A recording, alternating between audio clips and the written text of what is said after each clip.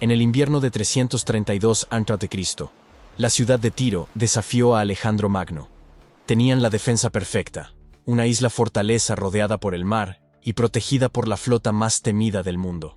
Alejandro tenía el ejército más grande de la tierra, pero sus soldados no sabían caminar sobre las aguas. Para conquistar la ciudad, tendría que hacer lo imposible, declarar guerra contra la propia geografía. Los defensores tirios observaban desde lo alto de sus murallas, mientras ejércitos marchaban a lo largo de la costa. Sabían una verdad que generaciones de conquistadores habían aprendido de la forma más difícil. Ningún ejército puede cruzar aguas sin barcos. Y Tiro no temía a ninguna flota. Eran fenicios, maestros de los mares, herederos de una tradición naval que se extendía por siglos. La isla no era solo una ciudad, era un símbolo de que existen lugares donde el poder terrestre simplemente no alcanza, de que la geografía puede ser más fuerte que cualquier ejército. Entonces, en enero de 332 a.C., un joven rey de 24 años llegó a la costa frente a Tiro. Alejandro III de Macedonia, conquistador de territorios que se extendían desde Grecia hasta las fronteras de Persia, comandante del ejército que había aplastado todo obstáculo en su camino. Y ahora, por primera vez en su campaña implacable hacia el corazón del imperio persa, encontró algo que sus falanges no podían atacar, algo que su caballería no podía rodear, algo que su determinación, sola, no podía vencer. Una isla protegida por el mar. Alejandro envió emisarios. El mensaje era simple: ríndanse. Únanse al imperio que está conquistando el mundo conocido, o enfrenten las consecuencias. La respuesta de los tirios fue igualmente directa: rechazo. ¿Por qué? Porque sabían algo que Alejandro aún no había enfrentado. Los ejércitos terrestres no conquistan islas, no sin flotas. Y Alejandro no tenía flota. Los tirios no estaban siendo arrogantes, estaban siendo realistas.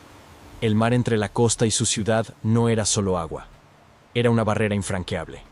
2 o 3 metros de profundidad, más de 1000 metros de extensión, olas, corrientes, y la vigilancia constante de barcos de guerra fenicios listos para hundir cualquier intento de travesía. Alejandro tenía 3 opciones, todas terribles. 1. Ignorar Tiro. Suicidio. La flota enemiga cortaría sus suministros en días. 2. Cercar por mar. Imposible. Alejandro no tenía barcos. 3. Esperar la rendición. No tenía tiempo. Persia se estaba reagrupando. Sus generales sabían que era jaque mate. Los tirios, desde lo alto de sus murallas, sonreían sabiendo que era jaque mate. Era el jaque mate perfecto. Pero Alejandro no creía en jaque mate. Veía el problema de forma distinta. Si no podía cruzar el agua, si no tenía tiempo de esperar, si no podía ignorar la amenaza, entonces solo había una solución lógica: eliminar el agua. No literalmente drenar el mar, eso sería imposible. Pero sí rellenar el espacio entre la costa y la isla. Construir un camino de tierra firme a través de las olas. Una pasarela. Un istmo artificial. 1 kilómetro de piedra, tierra y madera que transformaría la isla invencible en apenas otra fortaleza terrestre. Accesible, vulnerable, conquistable. Cuando Alejandro anunció su plan a los generales, la reacción fue predecible. Un silencio de hielo. Luego, objeciones prácticas. Comandante, con todo respeto, ¿construir a través del mar? ¿1 kilómetro de agua abierta? ¿Mientras toda la ciudad nos ataca desde arriba? Sus objeciones tenían sentido. El plan parecía una locura. Devoraría recursos. Sería lentísimo. Demasiado vulnerable. Pero Alejandro había visto algo que sus generales pasaban por alto. Algo que lo cambiaba todo. El mar entre la costa y Tiro no era profundo en todas partes. Había un banco de arena natural, 2 o 3 metros bajo la superficie. No era magia. Era simple geología. La formación submarina se extendía desde la costa hacia la isla. No llegaba hasta el final, pero reducía drásticamente la profundidad del agua en casi toda la distancia. Esto significaba algo crucial. La pasarela no tenía que construirse sobre agua profunda e inestable. Podía erigirse sobre una fundación natural. Seguía siendo un proyecto monumental, pero era físicamente posible. Y Alejandro tenía algo que la mayoría de los comandantes no tenían: acceso ilimitado a materiales de construcción, porque justo al lado de la costa estaban las ruinas de la antigua Tiro continental, la ciudad original que los fenicios habían abandonado siglos antes cuando se mudaron a la seguridad de la isla. Piedras, madera, escombros, todo lo que necesitaba para llenar el mar. Había una justicia poética en eso: usar las ruinas de la vieja Tiro para construir el puente que conquistaría a la nueva Tiro. Usar el propio pasado de la ciudad como arma contra su presente. Pero la poesía era secundaria. La realidad estratégica era lo que importaba. Si Alejandro lograba completar la pasarela, cambiaría completamente las reglas del juego. Tiro dejaría de ser una isla. Se convertía en una península. Las murallas que habían sido diseñadas para resistir ataques navales ahora enfrentarían el cerco terrestre. Las torres de asalto macedonias podrían rodar directamente hasta los portones. Los arietes podrían golpear las murallas. Y la ventaja naval de los tirios se volvería irrelevante. Pero había un obstáculo evidente. Construir requiere tiempo. Y tiempo significaba vulnerabilidad. Mientras los trabajadores macedonios acarreaban piedras y rellenaban tierra, estarían completamente expuestos. Los barcos tirios podrían navegar alrededor de la construcción, lanzando flechas y proyectiles. Podrían desembarcar pequeños destacamentos para sabotear el trabajo. Podrían quemar las máquinas. Podrían matar a los constructores. E incluso si Alejandro protegía a sus hombres, un hecho era innegable: esto llevaría meses. Meses de trabajo agotador. Meses de avance lento. Meses en que sus soldados, acostumbrados a victorias rápidas y arrolladoras, verían cómo se disolvía su ímpetu mientras cargaban piedras bajo el sol abrasador del Mediterráneo. ¿Y si fracasaba? ¿Si los tirios lograban destruir la construcción antes de terminarla? Meses de trabajo tirado a la basura. Recursos agotados. Un ejército deshecho en moral. Y la prueba viviente de que Alejandro, el invencible, había finalmente tropezado con un muro que no podía derribar. Los riesgos eran enormes. Pero retirarse era aún peor. Porque abandonar significaba reconocer que había lugares donde no podía llegar. Batallas que no podía ganar. Y eso destruiría algo infinitamente más valioso que un calendario de campaña. Demolería esa aura de inevitabilidad que lo hacía tan temible. La certeza de que resistir a Alejandro era puro suicidio. Que sus victorias eran garantizadas. Que enfrentarlo era escoger la derrota. Entonces, en enero del 332 a.C., Alejandro tomó la decisión. Construiría la pasarela, movería el mar, transformaría lo imposible en inevitable. De nuevo. Los primeros equipos de trabajo entraron en las aguas poco profundas cerca de la costa. Comenzaron a transportar piedras de las ruinas de la antigua Tiro. Bloques de piedra caliza que una vez formaron templos y casas, ahora se convertían en la base de una obra de ingeniería que nadie había intentado antes. El ancho de la pasarela sería de 60 metros. No un puente estrecho. Una carretera lo suficientemente ancha para que torres de asedio y tropas marcharan lado a lado. Lo suficientemente sólida para soportar el peso del equipo de asalto pesado. Desde lo alto de las murallas, los tirios observaban. Al principio, con sorna. ¿Creen que pueden construir a través del mar? Adelante, que lo intenten. Que desperdicien su tiempo y energía mientras nosotros estamos protegidos detrás de nuestros muros. Pero conforme los días se tornaban en semanas, la burla dejaba paso a algo diferente. Inquietud. Porque la pasarela crecía. Metro tras metro. Piedra tras piedra. Lentamente, pero inexorablemente. Y Alejandro no estaba construyendo a ciegas. Estaba defendiendo su proyecto. A ambos lados de la pasarela en crecimiento, se erigieron torres defensivas. Estructuras de madera equipadas con catapultas y arqueros. Fortificaciones móviles que avanzaban al compás de la construcción. Cuando los barcos tirios se aproximaban para atacar a los constructores, las torres respondían con fuego de protección, piedras lanzadas por catapultas, ríos de flechas que forzaban a los navíos a retirarse. No era una defensa perfecta. Los hombres seguían muriendo. La maquinaria se dañaba. Pero era suficiente para mantener el trabajo en marcha. Y los tirios percibieron algo preocupante. Alejandro no estaba blufando. Realmente pretendía completar esto. 100 metros de la costa. Luego 200. Luego 300. La pasarela serpenteaba a través de las aguas poco profundas, siguiendo el banco de arena natural, acercándose cada vez más a la isla. A mitad de camino, la realidad comenzó a instalarse. Ambos lados entendieron qué estaba en juego. Si la pasarela alcanzaba las murallas, Tiro caería. La geografía que los había protegido durante generaciones sería anulada. Pero construir un puente a través del mar es una cosa. ¿Hacerlo mientras una ciudad entera intenta impedirlo? Eso es donde las cosas se ponen complicadas. Y los tirios no estaban solo sentados viendo a Alejandro construir su camino hasta sus puertas. Tenían un plan que casi funciona. La estrategia de los tirios era brutal en su elegancia. Acosar a los constructores, dispararles desde el mar, quemar sus torres, arruinar sus materiales, hacer que cada metro de avance costara tanta sangre, tanta vida, que Alejandro finalmente desistiera. Después de todo, tenía un imperio persa que conquistar. No podía quedarse atrapado eternamente construyendo un puente. Pero Alejandro no estaba construyendo solo un puente. Estaba construyendo una declaración.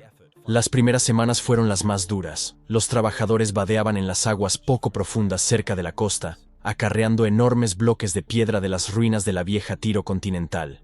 La ciudad que se había trasladado a la isla siglos antes dejaba tras de sí un cementerio de piedra. Muros derrumbados, templos hechos polvo, casas en escombros. Alejandro ordenó demolerlo todo. Cada piedra se convertiría en parte de la pasarela. Cada trozo de madera, cada fragmento de una civilización muerta serviría para destruir a su sucesor. Había una cierta ironía poética en ello. Las ruinas de Tiro serían la rampa para la caída de Tiro. Pero la poesía no salva a los hombres de las flechas. Los tirios observaban desde sus murallas seguras. Veían a los constructores macedonios, desprotegidos, vulnerables, atravesando el agua somera con enormes bloques de piedra sobre los hombros.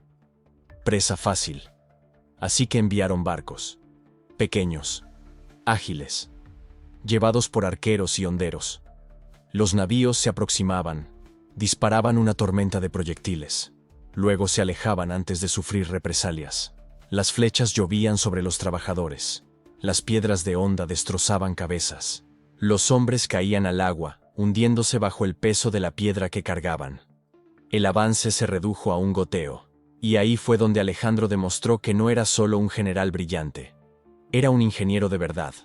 Ordenó la construcción de 2 torres, no en la playa, sobre la pasarela misma. Torres defensivas móviles, erigidas en la punta de la pasarela en crecimiento. Madera reforzada con cuero. Dentro de ellas, catapultas, arqueros, honderos. Cualquier barco que se acercara recibiría fuego concentrado desde arriba. Las torres se convirtieron en fortalezas flotantes, avanzando al ritmo de la pasarela. Los ataques de los tirios disminuyeron. No desaparecieron, pero decayeron. La pasarela avanzó. 100 metros, 200, 300. La labor era de pesadilla. Imagina sumergir piedras en agua de 3 metros, una y otra vez, bajo el sol mediterráneo brutal, sabiendo que una flecha podría atravesarte en cualquier instante. Imagina arrastrar vigas de madera por el lodo del fondo, tus pies hundiéndose en el cieno, tu espalda rompiéndose bajo el esfuerzo. Imagina hacerlo mes tras mes. Y eso fue exactamente lo que pasó. 1 mes, 2, 3, 4. Enero se convirtió en febrero. Febrero en marzo. La pasarela ascendía sobre el banco de arena sumergido, metro a metro, desafiando al océano. Pero los tirios no eran tontos. Veían la pasarela aproximándose. Cada día, un poco más cerca. Cada semana, el peligro más inminente. Y comprendieron algo fundamental. Si la pasarela alcanzaba sus muros, su única defensa desaparecería. El mar que los había mantenido a salvo durante siglos se volvería inútil. Se convertirían en solo otra ciudad fortificada enfrentando el ejército de Alejandro el Magno. Y Alejandro conquistaba ciudades fortificadas. Así que mientras Alejandro construía, los tirios trazaban. No más acosos menores, no más ataques puntuales. Necesitaban algo que destruyera el proyecto entero. Algo que incendiara las torres. Algo que les devolviera la esperanza. crearon un arma definitiva, un barco de fuego, un viejo mercante, cargado de brea, azufre y madera seca. Un barco flotante repleto de pólvora, esperando el viento correcto para transformar la obra de Alejandro en cenizas. Así que lanzaron el ataque. Alejandro y sus ingenieros estaban enfocados en la construcción. La pasarela estaba casi a mitad del camino. Las torres funcionaban, protegiendo a los constructores.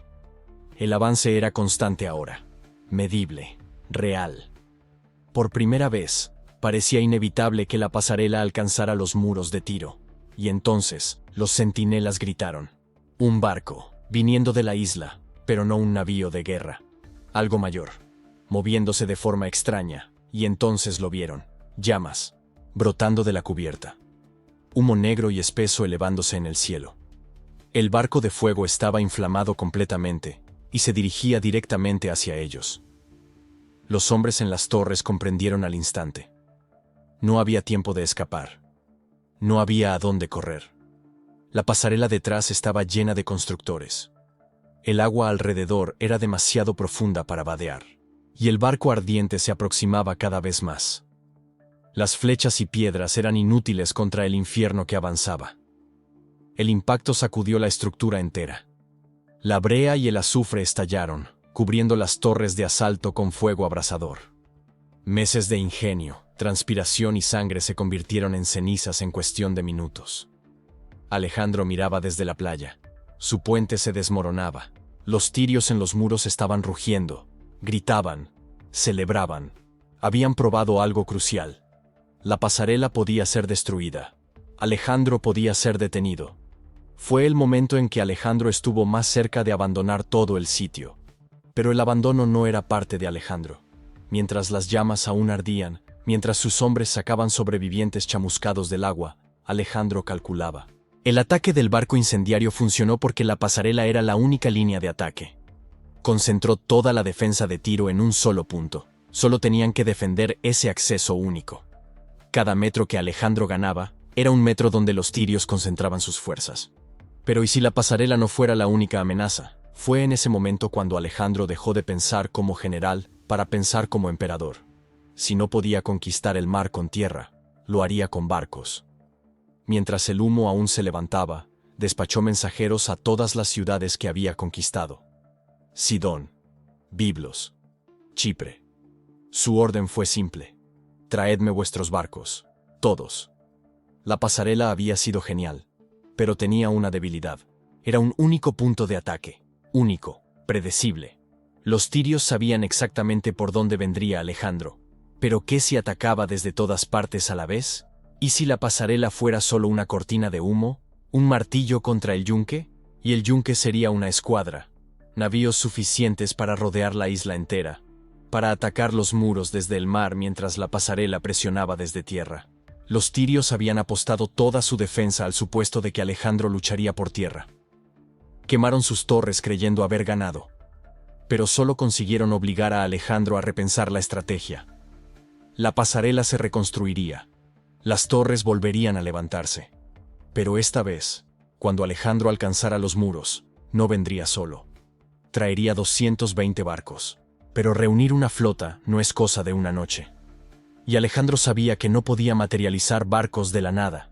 Entonces, mientras reconstruía la pasarela, mientras nuevas torres se levantaban reemplazando las incineradas, Alejandro ejecutó algo que transformaría completamente el sitio.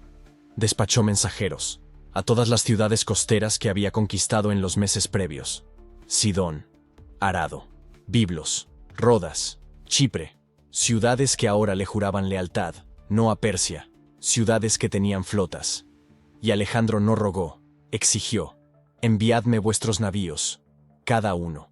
Pasaron semanas, luego meses, pero poco a poco, durante el quinto, sexto y séptimo mes del sitio, los barcos comenzaron a llegar, primero en docenas, después en centenares, congregándose en las aguas alrededor de Tiro, como una tempestad formándose en el horizonte. Los tirios lo vieron. Por supuesto que lo vieron. Desde sus murallas seguras, observaban cómo la escuadra crecía cada día. Y por primera vez desde que Alejandro había llegado, experimentaron algo inesperado: terror. Porque el mar siempre había sido su fortaleza. El agua los guardaba. Pero ahora, contemplando 220 barcos reunidos alrededor de su isla, comprendieron lo peor. El mar ya no era suyo. Alejandro había hecho más que construir un terraplén. Había convertido el arma más potente de Tiro contra ella misma. Los tirios tenían una armada, pero Alejandro tenía ahora una flota aliada aún más grande. Y a diferencia de los defensores encerrados en sus muros, Alejandro podía atacar desde donde quisiera. El terraplén no era la estrategia. Era solo una distracción. Mientras los tirios concentraban toda su defensa en esa franja de tierra avanzando hacia sus muros, mientras dedicaban sus catapultas, sus arqueros, sus mejores hombres a ese único frente, Alejandro preparaba algo muchísimo más mortífero. Un ataque en dos frentes. El terraplén presionaría desde tierra. Las torres de asalto avanzarían, trayendo arietes e infantería. Pero simultáneamente, desde el mar, 220 barcos atacarían los muros por el lado del agua. Los muros que los tirios habían dejado menos guarnecidos. ¿Por qué defender el lado marino si controlas el mar? Salvo que ya no lo controlaban. Y el 29 de julio del año 332 a.C., tras 7 meses de construcción, tras un navío incendiario, tras reconstruir, tras reunir una flota, Alejandro estaba preparado. Amaneció despejado. El mar estaba sereno. Y por primera vez desde el inicio del sitio, los tirios enfrentaban un dilema que jamás imaginaron. No tenían suficientes hombres para defender dos flancos simultáneamente. El terraplén avanzó primero. Las torres de asalto rodaron hacia adelante, sus catapultas disparando, sus arqueros cubriendo el movimiento. Los defensores corrieron hacia la muralla mirando a tierra. Respondieron con catapultazos. Las flechas oscurecieron el cielo. Era exactamente el ataque que los tirios esperaban, el mismo que habían detenido tantas veces, pero entonces atacó la flota. 220 navíos, en formación cerrada, acometieron los muros desde el lado marino. Los arietes de guerra golpeaban las defensas, se desplegaron escalas, los soldados comenzaban a trepar, y los tirios comprendieron que habían cometido un error mortal. Habían apostado toda su defensa al supuesto de que Alejandro atacaría por tierra. Pero no combatía solo en tierra. Combatía por todas partes a la vez. El terraplén era el martillo, la flota era el yunque, y Tiro estaba entre los dos. Los defensores corrían de un muro a otro, tapando brechas, reforzando defensas, luchando desesperadamente por proteger dos flancos. Pero no había suficientes hombres. No había suficientes proyectiles. No había tiempo. La muralla marina cedió primero. Soldados macedonios trepaban por encima, ocupando posiciones. Luego más. Y más. En minutos, centenares de guerreros de Alejandro estaban dentro de la ciudad. Y una vez que los muros fueron rotos, una vez que la defensa se derrumbó, no había esperanza. El terraplén alcanzó los muros poco después. Las torres de asalto vomitaban tropas. Los arietes destrozaban las puertas. Y de repente, tras 7 meses, tras erigir un puente a través del mar, tras sobrevivir a un navío incendiario, tras reunir una flota desde territorios conquistados, Alejandro había entrado. Tiro cayó. La fortaleza isleña que había permanecido inexpugnable durante siglos. La ciudad que creía que el agua la hacía invencible. El último reducto importante persa en el Mediterráneo. Cayó. No porque Alejandro tuviera ejércitos más grandes, no porque tuviera armas superiores, sino porque pensaba diferente, porque cuando se topó con una barrera que parecía insuperable, se negó a aceptarla. Reescribió las reglas, y al hacerlo, no solo conquistó Tiro, transformó la geografía. Ese terraplén que Alejandro levantó, ese puente de 1 kilómetro a través del mar, nunca desapareció tras la batalla, permaneció. Con los siglos, sedimentos se acumulaban a su alrededor. Arena se depositaba, tierra se asentaba, y lentamente, durante cientos de años, ese terraplén se tornó permanente. Hoy, más de 2 milenios después, si visitas Tiro en el Líbano actual, no verás una isla, verás una península, una franja terrestre que une la antigua isla con el continente. La misma que Alejandro construyó el año 332 a.C. El terraplén sigue ahí. No como escombros, no como monumento, sino como tierra sólida. Como evidencia física de que cuando alguien le dijo a Alejandro que el mar era un obstáculo insalvable, él decidió que era solo agua que aún no había movido. Ese es el cambio que sucede cuando rehusas aceptar que algo es imposible. Cuando miras una isla fortaleza y ves no un muro infranqueable, sino un problema de ingeniería por resolver. Los tirios creían que su isla los mantenía seguros. Tenían razón. Durante siglos tenían razón. Hasta que alguien decidió que el mar no era escudo, era agua. Y el agua se puede desplazar. Alejandro no solo tomó una ciudad, rediseñó el mapa. Hoy, Tiro no es isla, es península. El terraplén persiste, enterrado bajo milenios de arena, testigo de que la geografía cede ante la voluntad humana. ¿Cuál ha sido la mayor estrategia militar de toda la historia? Cuéntame tu opinión abajo. Y suscríbete para más relatos de batallas imposibles.